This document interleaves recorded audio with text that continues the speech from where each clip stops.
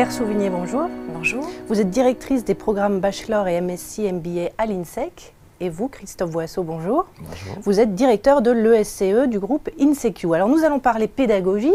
La pédagogie sert-elle encore à quelque chose dans les écoles de commerce ? J'allais dire plus que jamais, parce qu'on sort d'une période où finalement on a tous mis dans les écoles du supérieur un accent très fort sur la recherche, sur les publications, au point que certaines écoles avaient des enseignants qui n'enseignaient plus, qui ne faisaient plus que des articles.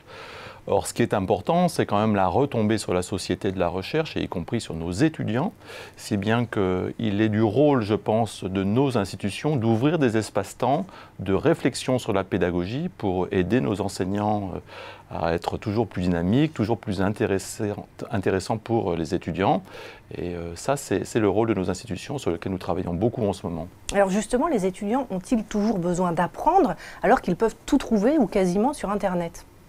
Oui, bien sûr, puisqu'il y a la différence entre le savoir et comprendre. Si le savoir est extrêmement important pendant les décennies qui ont précédé notre période, aujourd'hui, ce qui est important, c'est d'apprendre et d'apprendre à apprendre. Pourquoi ? Parce que le monde change, le monde devient de plus en plus complexe, donc on sait qu'on ne peut maîtriser tous les savoirs. Les étudiants doivent plutôt apprendre à les décrypter et à être en capacité d'analyser.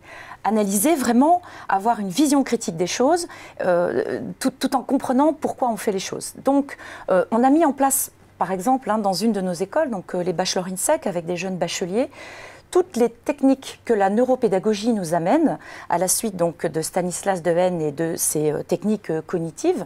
Et donc, on essaie de former tous nos intervenants à comprendre comment les apprentissages peuvent se transformer en compréhension du monde. C'est assez difficile puisque l'objectif, c'est à la fois de travailler la mémoire pour l'étudiant, puisque la mémoire, c'est la compréhension, c'est de travailler l'attention, donc l'attention en classe, quand un intervenant est là. Très difficile, évidemment, à capter quand il y a des smartphones, des ordinateurs et en même temps un professeur qui vient délivrer des savoirs.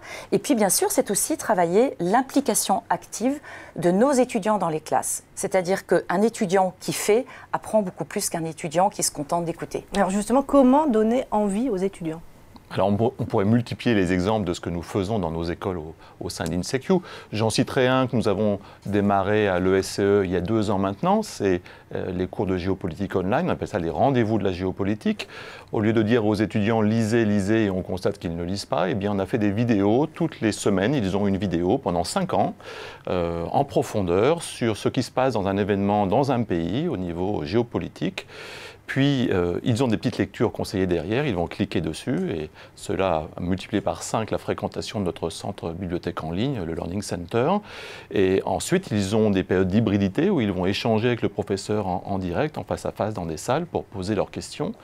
Et ces moyens modernes sont des vecteurs qui amènent les jeunes à lire sans qu'on ait besoin de les forcer à leur donner des ouvrages en disant vous aurez une interro écrite dans une semaine sur cet ouvrage ou sur tel autre ouvrage. Voilà. Alors est-ce qu'une des pistes, ça peut être aussi l'interdisciplinarité ?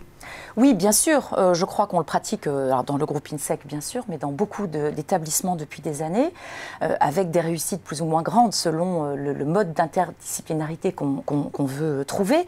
Je crois que dans le groupe INSEC, ce qui nous semble important par rapport à cet aspect, c'est plutôt de penser que chaque école est un laboratoire qui tourne autour de 3 grands axes, on va dire. Le premier, c'est l'agilité, donc agilité évidemment entre les disciplines.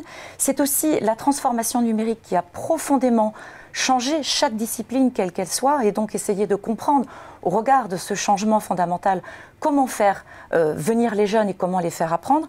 Et puis le dernier, qui nous semble essentiel dans un univers français où l'éducation est devenue assez dure, parce que d'abord elle est très sélective, mais ensuite il est très difficile de rentrer sur le marché du travail, c'est aussi de travailler la bienveillance avec les étudiants en acceptant ce qu'on a du mal en France à accepter, c'est le droit à l'échec et à l'erreur. Eh bien, merci beaucoup Claire Souvigné et Christophe Boisseau pour cet éclairage sur les nouvelles méthodes de pédagogie à mettre en œuvre dans les écoles de commerce. Merci beaucoup. Merci.